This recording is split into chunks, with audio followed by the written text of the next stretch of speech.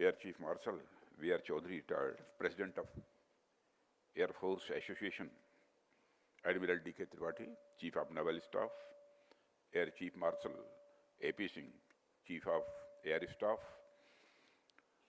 Air Marshal Jagjit Singh, Senior Vice President, Air Force Association, यहाँ मौजूद अन्य सभी चीफ्स ऑफ एयर स्टाफ, अन्य ऑफिशियल्स, वेटरन और उनकी फैमिलीज के मेंबर, मीडिया के मित्रों, देवियों व सज्जनों, आप जानते हैं कल पहलगाम में धर्म को निशाना बनाते हुए आतंकवादियों द्वारा किए गए कायरतापूर्ण हमले में हमारे देश ने अनेक निर्दोष नागरिकों को खोया है। इस घोर अमानवीय कृत्य से हम सभी गहरे शोक और दर्द में हैं। सबसे पहले मैं उन सभी परिवारों के प्रति अपनी गहरी संवेदना व्यक्त करता हूं जिन्होंने अपने प्रियजनों को खोया है। इस दुखद समय में दिवंगत आत्माओं की शांति के लिए मैं परमात्मा से प्रार्थना करता हूं। यहां मैं भारत के दृढ़ संकल्प को दोहराना चाहूंगा कि टेररिज्म के खिलाफ हमारी जीरो टॉलरेंस की पॉलिसी है। भारत का एक एक नागरिक इस कायरतापूर्ण हरकत के खिलाफ एकजुट है। मैं इस मंच से देशवासियों को आश्वस्त करता हूं, घटना के मद्देनजर भारत सरकार वो हर कदम उठाएगी जो जरूरी और उपयुक्त होगा।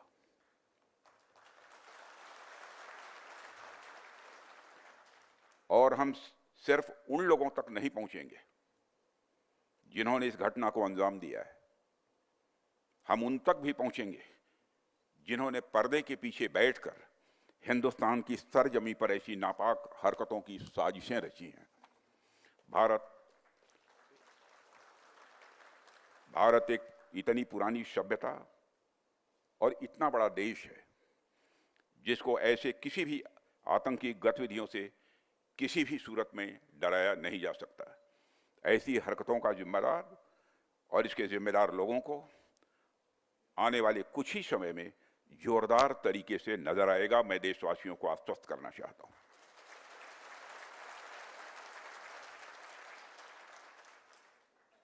साथियों, आज आप लोगों ने जो आयोजन किया है उसमें सबसे पहले मैं marshal of the Indian force Arjan Singh ji की स्मृति को नमन करता हूं और उनको अपनी हार्दिक श्रद्धांजलि अर्पित करता हूं।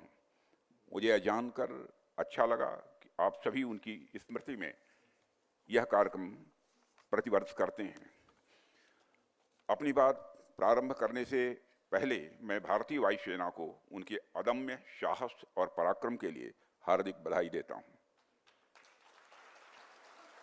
जिस प्रकार से वायुसेना भारत की सुरक्षा में तत्पर है, उसे देखकर हर भारतवासी अपने को गौरवान्वित महसूस करता है और निश्चिंत रहता है। हमें इस बात का संतोष रहता है कि आपकी छाया में हमारा पूरा देश सुरक्षित है। मेरी ईश्वर से प्रार्थना है कि आपका शौर्य इसी प्रकार आसमान की ऊंचाइयों को छूता रहे। आज आपने जो यहाँ पर चर्चा के लिए, बातचीत के लिए विषय रखा है, transformation of the Indian force, मैं समझता हूँ कि यह विषय न केवल हमारी एयरफोर्स की अब तक की पूरी यात्रा को अपने भीतर समेटता है, बल्कि यह आने वाले समय में इसकी भूमिका को और सशक्त करने के डिस्कोर्स को भी हमारे सामने रखता है। ऐसे कंटेम्प्रोरी और रेलेवेंट टॉपिक के सिलेक्शन के लिए भी मैं आप सबको बधाई देता हूं। साथियों, आज मैं खुद को गौरवान्वित महसूस कर रहा हूं कि मुझे ऐसे ऐतिहासिक व्यक्तित्व के बारे में अपनी बात रखने का अवसर आप सबने दिया है। यह हम सबका सौभाग्य है कि अर्जन सिंह जी जैसे विजनरी मिलिट्री लीडर्स इस देश में पैदा हुए। उनकी लीडरशिप, उनका विजन और देश के प्रति उनका समर्पण इनक्रेडिबल रहा है। वो अपने दौर के एक विजनरी मिलिट्री लीडर तो थे ही, उनका विजन आज भी उतना ही रेलेवेंट है और आज भी वह भारतीय वायुसेना के लिए और हमारे युवाओं के लिए किसी इंस्पिरेशन से कम नहीं है। उनकी जीवनी अपने आप में इतनी मोटिवेटिंग है जो आने वाली कई पीढ़ियों तक हम सभी को इंस्पायर करती रहेगी। मैं देख रहा था कि केवल 19 साल की उम्र में ही उनका सिलेक्शन प्रतिष्ठित रॉयल एयरफोर्स कॉलेज के लिए हुआ था और वहां उनका प्रदर्शन इतना उत्कृष्ट था कि उन्होंने अपनी कक्षा में शीर्ष स्थान प्राप्त किया था। फिर उसके बाद जैसे ही सेकंड वर्ल्ड वॉर की शुरुआत हुई, उसमें उनके स्क्वाड्रन को इम्फाल भेजा गया था, जहां पर उन्होंने अराकान अभियान के दौरान असाधारण नेतृत्व का परिचय दिया। उसके बाद 15 अगस्त 1947 को आज़ादी की इस ऐतिहासिक अवसर पर अर्जन सिंह जी ने 12 टेम्पेस्ट विमानों के साथ एक भव्य फ्लाई पास्ट का भी नेतृत्व किया था। साथियों, लोगों के पास आर्म्ड फोर्सेज में आने के अलग अलग कारण हुआ करते हैं, लेकिन कुछ लोग ऐसे होते हैं जो बने ही आर्म्ड फोर्सेस के लिए होते हैं।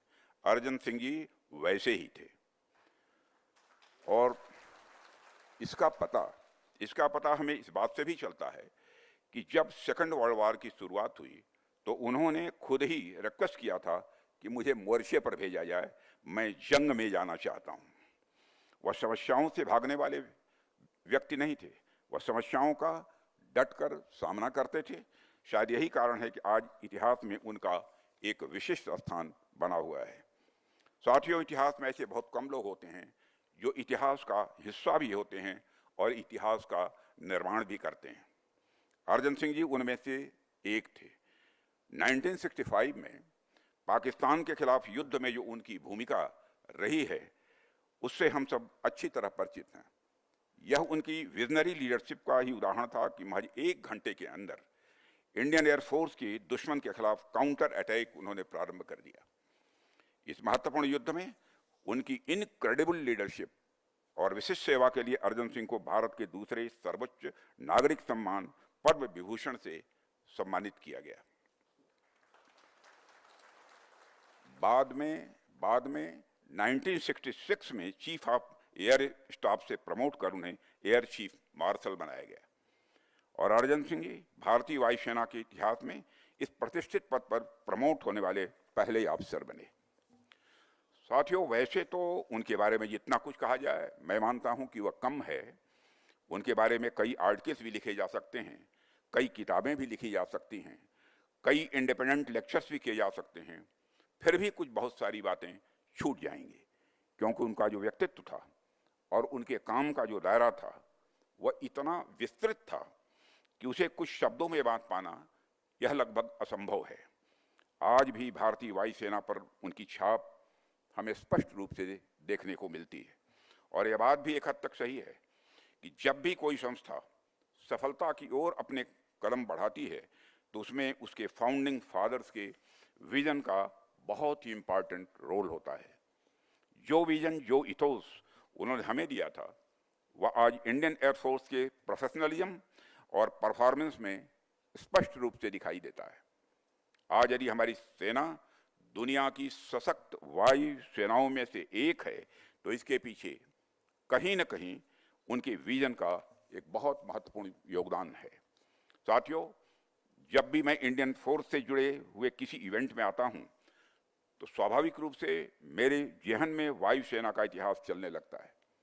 इंडियन एयर फोर्स की यात्रा अपने आप में एक कहानी है। कहानी नहीं, बल्कि मैं कहूंगा कि यह इपिक है, एक एस्पायरिंग इपिक, एक इंस्पिरेशनल इपिक और एक ट्रांसफॉर्मेशनल इपिक, जो सिर्फ आसमान में उड़ान भरने की नहीं बल्कि राष्ट्र की सुरक्षा के सपनों को हकीकत में बदलने की यह एक गाथा है। साथियों, आप जानते हैं कि इंडिपेंडेंस के बाद किन परिस्थितियों में हमारी एयरफोर्स आगे बढ़ी है। कितने कम रिसोर्सेस के साथ हमने एक नई शुरुआत भी की है। न जाने कितनी कठिनाइयां हम सबको झेलनी पड़ी हैं, लेकिन उन तमाम समस्याओं को झेलने के बाद भी हमारी एयरफोर्स कहीं रुकी नहीं, कहीं थमी नहीं, बल्कि लगातार और सशक्त होती चली गई।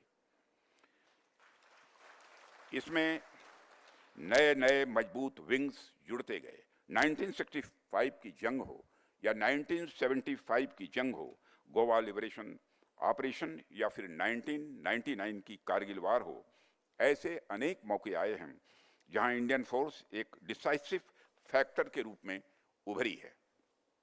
आज स्थिति यह है कि हम दुनिया की सबसे ताकतवर फोर्सों में से एक हैं। आज हमारी एयरफोर्स बेहद मजबूती के साथ हमारे नेशनल सिक्योरिटी के लिए एक स्ट्रांग पिलर के रूप में काम कर रही है। साथियों, यह कहने की आवश्यकता नहीं है कि नेशनल सिक्योरिटी किसी भी देश के लिए सबसे महत्वपूर्ण यह मुद्दा हुआ करता है। कोई भी राष्ट्र तभी विकास कर पाता है जब उसकी सीमाएं सुरक्षित हों और जब वह आंतरिक रूप से सिक्योर हो। और मुझे इस बात की प्रसन्नता है कि नेशनल सिक्योरिटी को इन्हांस करने की दिशा में मुझे भी कुछ न कुछ अपना योगदान करने का अवसर मिला है। पहले गृह मंत्री के रूप में और अब रक्षा मंत्री के रूप में मेरा प्रयास रहा है कि भारत की सुरक्षा व्यवस्था को लगातार सुदृढ़ रखा जाए। यह विषय हमेशा मेरे मन के करीब रहा है। अपने इस प्रयास के दौरान मेरी अपनी एक समझ बनी कि नेशनल सिक्योरिटी को लेकर मेरा खुद का एक अलग विजन बना है और अपनी उस समझ और विजन के आधार पर मैंने बहुत सी बातें सीखी भी हैं यहाँ आकर 11 वर्षों के अंदर। और अब उन्हीं को आधार बनाकर मैं अपनी तरफ से कुछ बातें आपके सामने भी यहाँ रखना चाहूँगा। आज कंटेम्प्रेरी वर्ल्ड में हो रहे दो प्रमुख चेंजेस पर मैं आपसे खास बातचीत करना चाहूँगा। इन दोनों चेंजेस ने आज विश्व को एक ऐसे डायनेमिक और अनसर्टेन दौर में लाकर खड़ा कर दिया है जो पहले कभी नहीं था। पहला मुद्दा है कि दुनिया भर में जियो पॉलिटिक्स और जियो स्ट्रेटजिक तरीके से जो बदलाव आ रहे हैं और जिस तरह से पावर इक्वेशंस में परिवर्तन हो रहे हैं वह हमारे सिक्योरिटी पर्सपेक्टिव को किस प्रकार प्रभावित करते हैं, उन्हें हमें किस तरह से देखना चाहिए। और दूसरा मुद्दा यह है कि टेक्नोलॉजी के क्षेत्र में हो रहा ट्रांसफॉर्मेशन हम पर किस तरह से असर डाल रहा है। मैं पहले मुद्दे से अपनी बात की शुरुआत यहाँ करना चाहूँगा। साथियों, आज अगर हम पूरी दुनिया